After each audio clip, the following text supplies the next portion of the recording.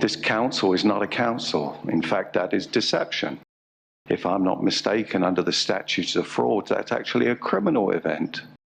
You're a corporation. You're a registered corporation just like UK government, just like Parliament. They have no authority over the public. They're the same as Tesco, the same as McDonald's.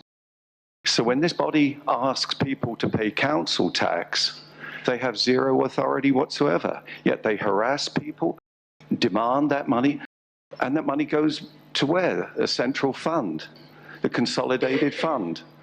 That money, after it's gone into the consolidated fund, does what?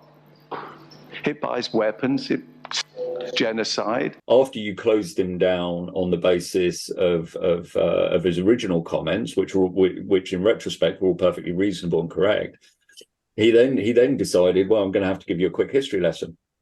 Well, let me move on to history then. Let's take a look a little at history. Let's start with the Magna Carta. That was brought about because of dissatisfaction amongst the public. About 400 years later, we had it again, the Glorious Revolution. We moved into the Bill of Rights there.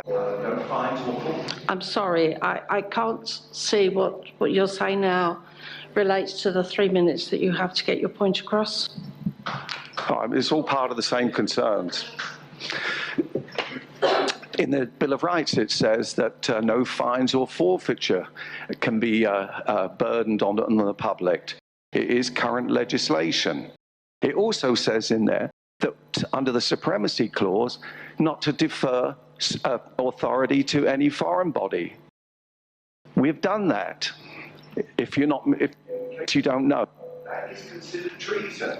No. I'm sorry, I'm being advised that what you're saying is vexatious, and I'd like to ask you to leave the building, please. History, is that your problem? It's in the history books. I mean, then she shut him down on the basis that she didn't understand what point he was trying to make. Well, I work on the basis that you allow someone to speak to their point before trying to understand what point it is they're trying to make without allowing them to finish having made it. I mean, call me crazy. Vexatious means annoying. Okay, it might well have annoyed them, but it doesn't mean to say he was wrong or should have been shut down. Absolutely. And so now we converse with one another on the basis of what? Annoyance? I mean, this is not really how I believe adults communicate with one another. You may not like what it is that I'm saying, and if I'm factually incorrect, then please come and put me right. But to shut me down